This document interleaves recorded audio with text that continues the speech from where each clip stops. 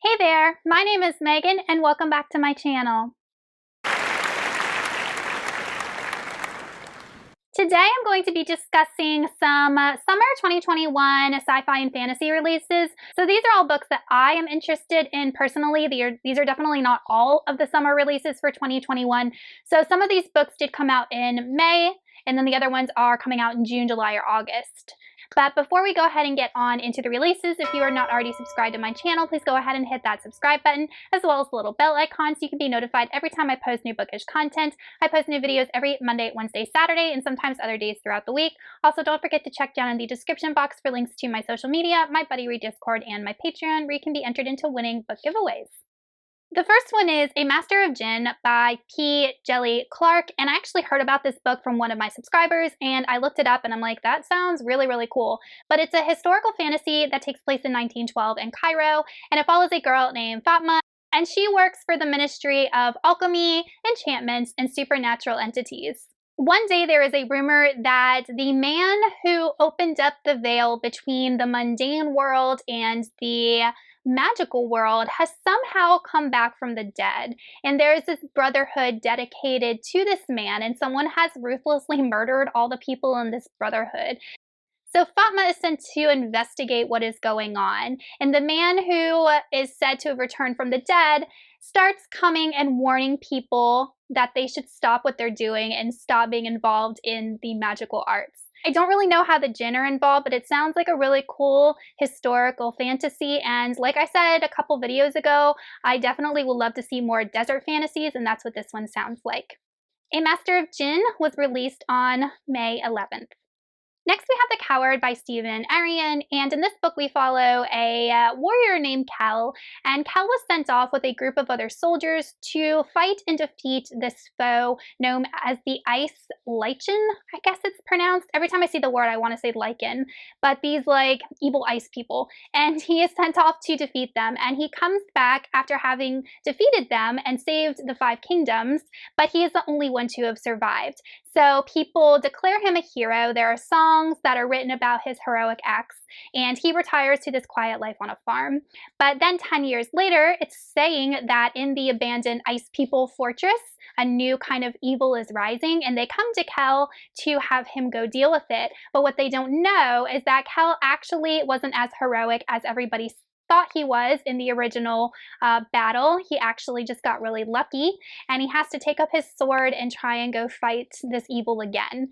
So I'm not sure if this book is supposed to be humorous. It sounds like it could have some humorous elements, but it sounds like a really funny story about a character who is not everything that people think he is. The Coward came out on May 25th. Next, we have For the Wolf by Hannah F. Witten, and this is the first book in a new series known as the Wildwood series. This is a Red Riding Hood retelling, and I don't know if the series is going to continue with Red Riding Hood's story or if it's going to be a bunch of fairy tale retellings, but you know me, I like a good retelling. But in this story, we follow a kingdom where the first daughter that is born is the one who inherits the throne, and the second daughter is the one that is sacrificed to the wolf. And there hasn't been a second daughter born in many, many years, but our main character ends up being the second daughter, so she is actually sacrificed to the wolf. We follow Red, who is the second daughter, so she grows up knowing that she's going to be sacrificed to the wolf. And the reason that the people of the kingdom sacrifice her is they're trying to get these old gods back from the wolf who somehow has them captive. But Red actually has some sort of magical ability. She ends up getting sacrificed to the wolf. It's not a wolf at all, it's a man. And we actually learn that there is more to these gods than the people of this kingdom think, and they are actually trying to break free and wreak havoc on this kingdom, and the wolf is trying to keep them at bay, so Red has to help them. Sounds like an interesting telling on Red Riding Hood and something that's right up my alley. And For the Wolf comes out on June 1st.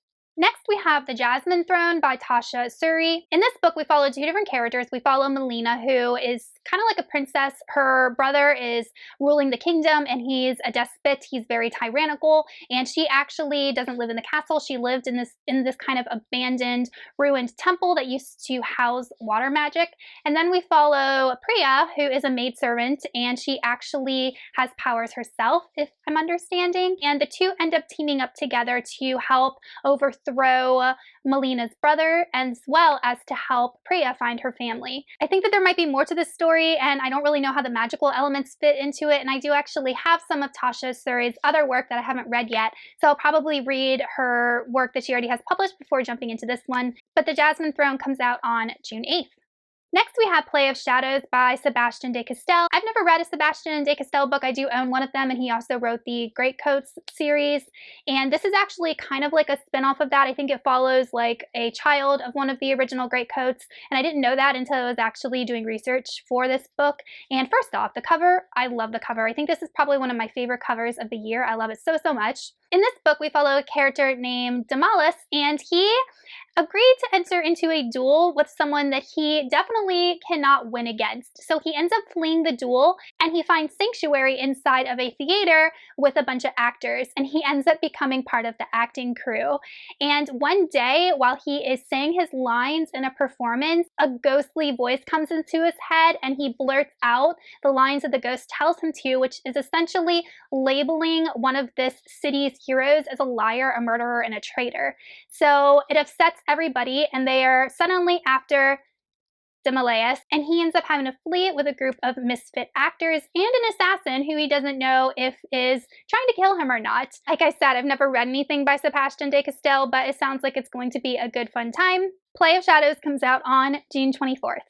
Next is a sci-fi novel called We Have Always Been Here by Lena Nugent, and this follows a group of scientists that are on a spaceship, and they are traveling to a planet that is ready to be colonized. And we're following Dr. Grace Park, and she is a psychologist. She's there to monitor the mental health of the 13 people on the ship. But one day, a radiation storm actually knocks out communication between the ship and home base, and it actually starts to affect the 13 crew members. They start to have mental breakdowns, hallucinations, all of these strange things in their psyche. And Dr. Park has to figure out what is going on, what is causing it, but she begins to think that she is also experiencing these same things and losing her mind. So honestly, this sounds like a psychological sci-fi thriller, and when I was reading it, I was like, that sounds so cool and creepy, and it's one of those books that you don't really know if the narrator is reliable or not. So this one I'm really excited for. It sounds really unique, and this book comes out on July 6th. Next, we have In the Watchful City by S. Liu, and I gather that this is kind of like a sci-fi dystopian. I'm not familiar with this author. I'm not sure if it's a debut work, but it sounds like a really, really different type of story. We follow a character named Anima, and she is an extrasensory human tasked with protecting a city. I don't know what that means by extrasensory. That's all it said in the synopsis. I don't know. And then one day, a mysterious visitor comes into the city, and with him, he has all of these trinkets and artifacts, and he starts telling the people and Anima herself kind of where he got these things, and Anima realizes that there's actually more beyond the city that she didn't know about. That's really all I gathered from the synopsis. I know that's incredibly vague, but I'm thinking that it's going to have something to do with the city, like someone's controlling the city, or the city's alive, they're not letting people in and out, they're trying to control the information that comes in and out. So that's kind of where I think the story is going to go, but it piqued my interest, and it's definitely one that will be on my radar. And this comes out on August 31st. Next, we have The Pariah by Anthony Ryan. This book I've already pre-ordered because I love Anthony Ryan so, so much, and I'm excited to have his new series.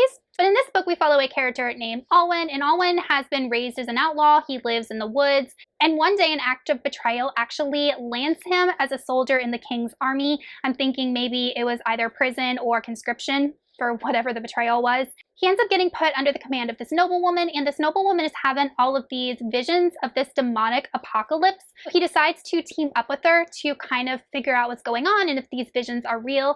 Hell-bent on seeking vengeance for what happened to him and trying to get out of the soldier's army, Alwyn has to decide if he is going to take the path of vengeance or if he's going to help this noblewoman figure out what's going on, if there actually is a threat to this kingdom.